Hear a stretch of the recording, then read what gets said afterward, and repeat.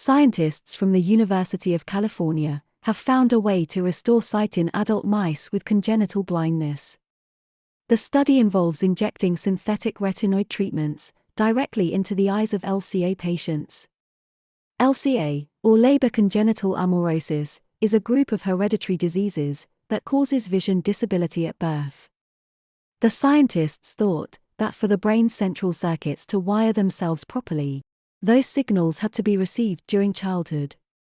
While previous studies showed that the treatment can help restore some vision loss in children, its effect on adults is still unclear.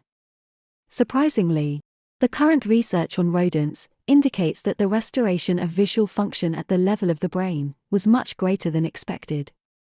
The recent discovery could pave the way for restoring sight in adults with congenital blindness. Are you excited about this breakthrough? Let us know your thoughts.